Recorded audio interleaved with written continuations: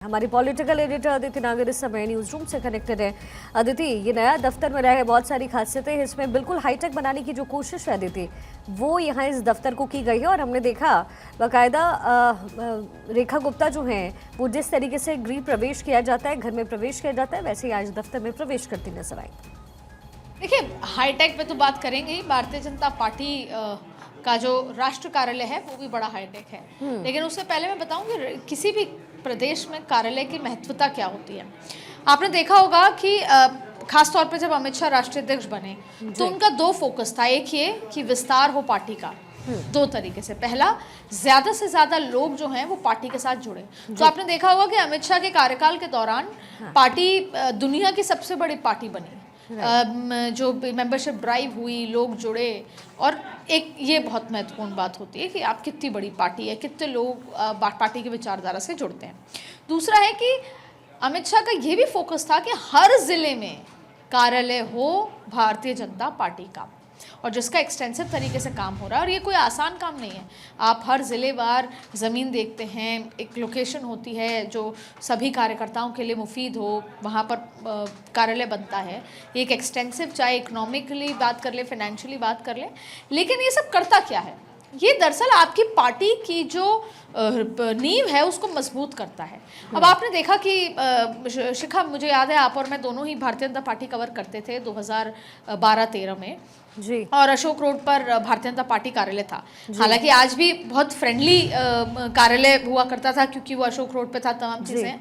लेकिन अब जो कार्यालय बना और अशोक रोड वाले कार्यालय में जमीन आसमान का फर्क था। आईटी के लिहाज से, हाईटेक के लिहाज से, स्पेस के लिहाज से, उसकी बनावट के लिहाज से।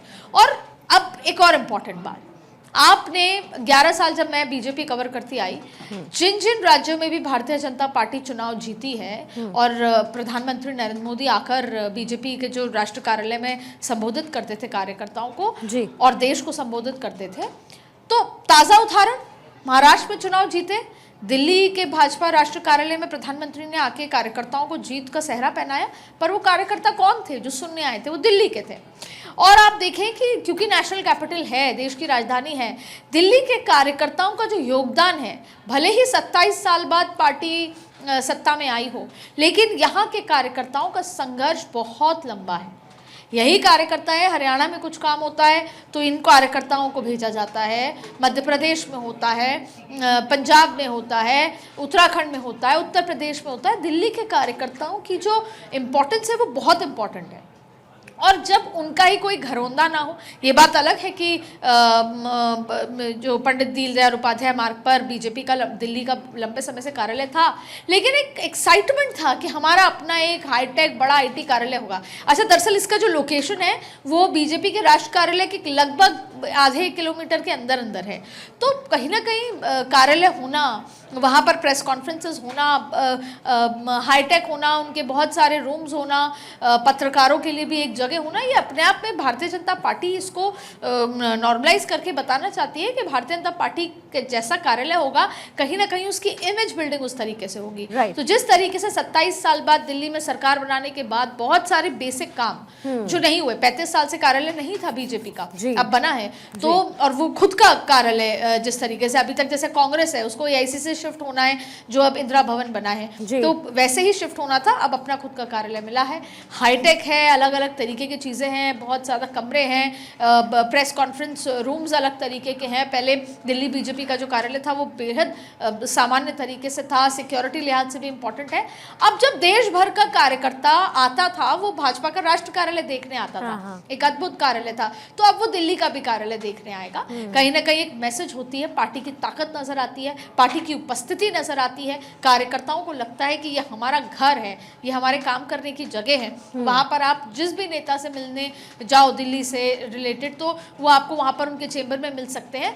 तो कहीं ना कहीं एक बड़ी मैसेजिंग होती है। इसीलिए भारतीय जनता पार्टी का फोकस है कि जिलेवार भाजपा के कार्यालय हो, जो स्टेट कैपिटल्स हो वहाँ बड़े कार्यालय हो और भवन हो, जिससे कि कार्यकर्ताओं के लिए भी आसानी हो और जो देश भर के लोग जो मिलना चाहते हैं, जुड़ना चाहते हैं, उनके लिए भी हो, और जो बीट कवर करने वाले पत्रकार हों उनके लिए भी एक इम्पॉर्टेंट चीज़ होती है कि वो अपने दफ्तर जाकर बैठ सकें। जी बिल्कुल अदिति, मुझे भी वो 2013 जिस साल का आपने जिक्र किया, और उस समय जो बीजेपी का दफ्तर था वो बहुत ही छोटा होता था, लगभग अगर मुझे सही से याद है कॉन्स्टिट्यूशन क्लब के अगल बगल हुआ करता था और बहुत छोटा दफ्तर था। लेकिन सबसे बड़ी बात यह है कि बीजेपी का मुख्यालय बनता है, उसके बाद जिस तरीके से दिल्ली बीजेपी को अपना नया दफ्तर मिला है, एक लंबा प्रोसेस है जो बीजेपी ने फॉलो किया है। आरएसएस का भी जो मुख्यालय है वो भी हाल ही में बना है।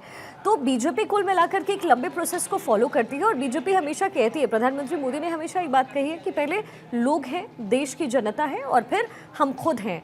ऐसे में जिस तरीके से अपना वर्चस्व बीजेपी ने इतने सालों में कवर आउट किया है, उसके बाद ये कवर अप करने के बाद ये मुख्यालय बनकर तैयार हुआ है, और सौभाग्य इस बार जो है उद्घाटन का वो प्रधानमंत्री का तो है ही, साथ साथ जिस तरीके से अंदर कलश लेकर के गई हैं सीएम रेखा गुप्ता, एक तो लंबा इंतजार दिल्ली में बीजेपी के होने का और फिर इस मुख्यालय का।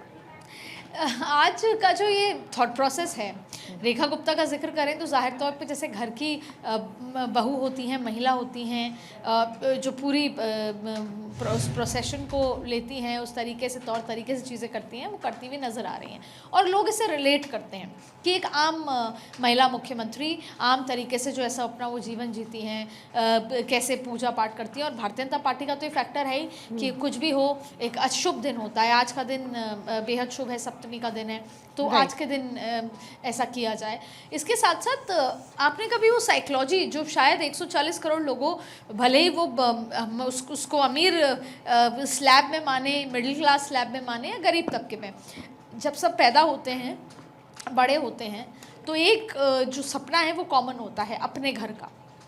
हर व्यक्ति का अपने घर का एक सपना होता है, और जब वो सपना पूरा होता है, चाहे वो 40 साल की उम्र में हो, 30 में हो, 32 में हो, 50 में हो, 60 में हो, जब वो सपना पूरा होता है तो याद आता है कि जीवन में ये कर दिया हम। और एक तो आज कार्यकर्ता की बात कर लें, दिल्ली बीजेपी के जो पुराने सीनियर नेताओं का जिक्र कर लें, उनका एक सपना था, ये वही किराए के मकान से एक अपने खुद के घर में शिफ्ट होने वाला जो सपना है वो कहीं ना कहीं पूरा होता है। और देखिए, आपने आरएसएस के वो 200 कमरे वाले बड़े बिल्डिंग का जिक्र किया। ऐसा नहीं था कि आरएसएस तब स्ट्रांग नहीं थी, हम कवर करते थे आरएसएस, तब देखते थे कि हम झंडे वालन के उस जो एक सामान्य उस कमरे थे, ज़मीन में बैठ के वहाँ पर भोजन किया जाता था, वहाँ जाते थे। तब भी आरएसएस बहुत अच्छे से देश भर में काम कर रहा था, आरएसएस मजबूत था, अभी भी बहुत मजबूत है, लेकिन कहीं ना कहीं एक फ़र्क आता है। और शायद सबसे पहले ये मजबूत करना, जो हमारा ढांचा है उसको मजबूत करने की कोशिश जो यहाँ पर हुई।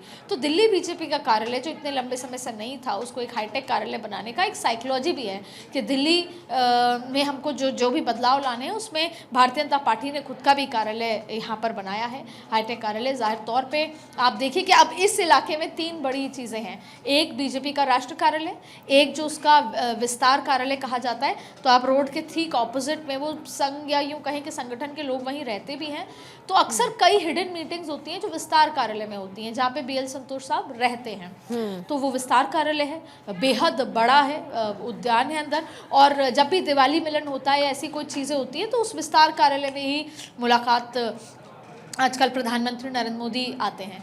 फिर इसी के 1 किलोमीटर के दायरे में ये दिल्ली बीजेपी का कार्यालय है। तो अगर वो आईटीओ की रोड अगर आप देख लें, जहाँ पे आम आदमी पार्टी का भी कार्यालय है, जहाँ पर राउज रेवेन्यू कोर्ट भी है, इसके साथ साथ और भी संघ के भी कई दूसरे विंग्स के ऑफिसेज हैं, जहाँ पर ही अब उसी इलाके में कांग्रेस का भी नया इंदिरा भवन बना है। ठीक वैसे ही अब भारतीय जनता पार्टी के 3 बड़े कार्यालय बनके यहाँ पर तैयार हो गए हैं। तो वो आईटीओ वाला जो पूरा इलाका है, वहाँ पर आपको भारतीय जनता पार्टी के कार्यकर्ता उस मजबूती से दिखेंगे।